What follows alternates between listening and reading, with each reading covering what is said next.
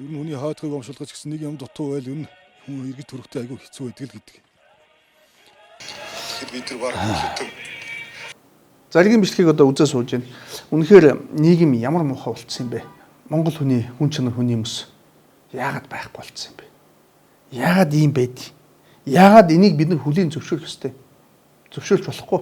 Ийм үйлдэлийг бид нар тасан зогсоох ёстой. Нийгмийн ийм үзэгдэлтэй бид нар тэмцэх ёстой. Инхгүй бид нар цааш явахгүй.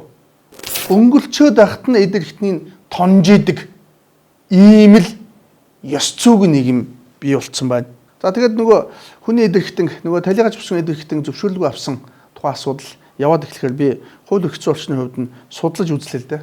Талигач болон талигаачийн ар гэрийн шинэ сайхан сэтгэл гаргаж ам амьдрал нь үхлийн заагдар байгаа тэр улсуудад одоо хэрэгтэй эдэрхтний нөгч амьдруулъя гэдэг ийм сайхан сэтгэл гаргаж хахад түүний хэлэхгүйгээр хууль зөрчиж бусад эдэрхтнийг авна гэдэг бол байж болохгүй балмад үйлдэл байхгүй юу.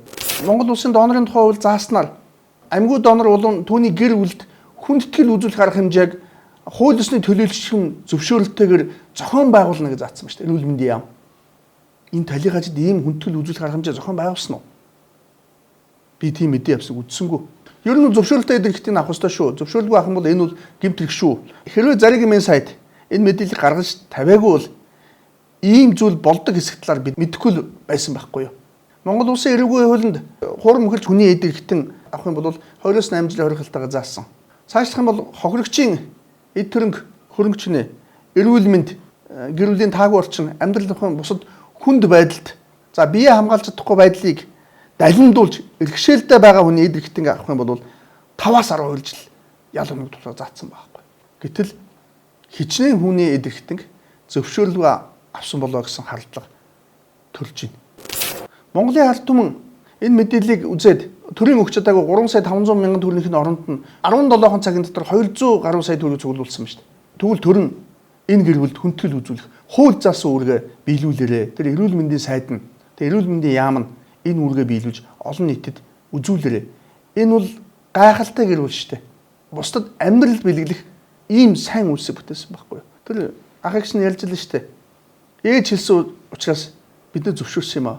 Төрүүлсэн үрээ би мэдье гэдээ ээж нь хэлээд бусдад ийм сайхан амьдрал бэлгэлж хахад энийг ийм хүндэтгэлгүй ингэж хандаж ийм асуудал үүсгэсэн төр энд тухайлбал эрүүл мэндийн яам нэгдүгээр хариуцлага хүлээх хэрэгтэй.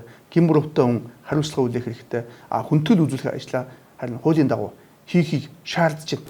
Миний хувьд хэрвээ талигаачийн ар гэр надад хандах юм бол энэ асуудал дээр нь би одоо өмгөөлийн үйлчлэгээ үзүүлэхэд одоо бэлэн байна. Дараагийн нэг асуудал нь энэ хууль эрх зүйн үнгүй зөвлөгөө гэдэг групп байна. Энэ дээр 17 цагийн өмнө нэг пост байна. Надад нэг зүйлийг тайлбарлаад өгөхгүй юу? Энэ монголч нь хууль гэж байхгүйсэн байна. Сургууль алгуулсан найзын минь цогц шуудан тэгээд илжиж муудсан байдалтай балгасаас олцсон юм аа. Тэгээ хэрэг нээгээд гомдолтой гээд Баян зүрх дүүргийн прокурор газар 1 жил явлаа. 2 ч удаа чимээгүй байж яснаа хэрэг хаалаа гэж залгадаг. Яагаад хааж байгаа юм бэ гэхээр гэмтэргийн шинжгүй гэж үтсэн гинэ. Хамгийн сүүлд хамт байсан цуг хүн нь байж идэг. Тэр хүнийг шалгадаггүй.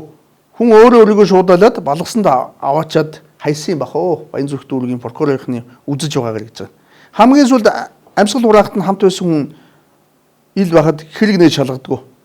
Тэр хүн болохоор хамт байж байгаад гинт амьсгалгүй болохоор нь орхио явсан гинэ. Хин нэгэн шууданд хийгээд балгас руу зөөсөн байх. Ямар ч гэмгүй юм бол яагаад зүгээр орхиод явсан юм. Үнэхээр гомдолтой байна. Энэ хүндээ хэрэг нээлттэй гэхээр цогцыг зөөвөрлсөн хүнийг гин буруутай тооцох хуулийн заалт байхгүй гинэ. Тэр цогцыг хэн зөөсөн юм бол ингэж байна. Ийм хэрэг ингээд хаагдах нь зөв үү?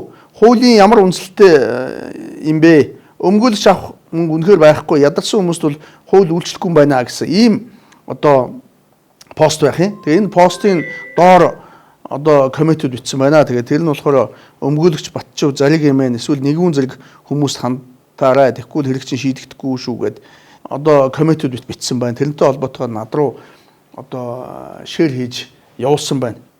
Тэгээ би бол гайхалтай. Гараач үгүй байлгүй дээ гэж бодох юм. За энийг одоо тэр Баян зүрх дүүргийн прокурорын газар, улсын ерөнхий прокурорын газар энэ мэдээллийг авч шалгах зүг бахаа. Нэг бол энэ худал мэдээлэл тавиад байгаа юм уу? Худал мэдээлэл тавьсан бол одоо тавьсан үнийн шалгах хэрэгтэй худал мэдээлэл тарааснаар нь. Хэрвээ үнэн мэдээлэл тавьсан бол энэ асуудлыг улсын ерөнхий прокурор анхааралтай авч шалгах зөв баха. Хүн өөрийнхөө цогцыг шуудан тэгээд болгосон даваачаад тавихгүй л тодорхой шүү дээ.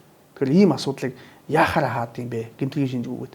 Бид нар иймэрхүү мэдээг өдөр болгон сонсдог болж дотны үнийхэн цогцыг шуудаа тэгээд болгосон тайсан энэ хэрэггийн хувьд ар гэр нь надад хандах юм бол за миний хувьд одоо хууль зүйн зөвлөгөө өгч өмгөөлийн үйлчлэгээ үзүүлэхэд одоо бэлэн байна гэдгээ одоо илэрхийлж байна. Бид энийг засахгүй бол өөр хэн засахгүй. Бид энэ нийгмийг өөрчлөх ёстой.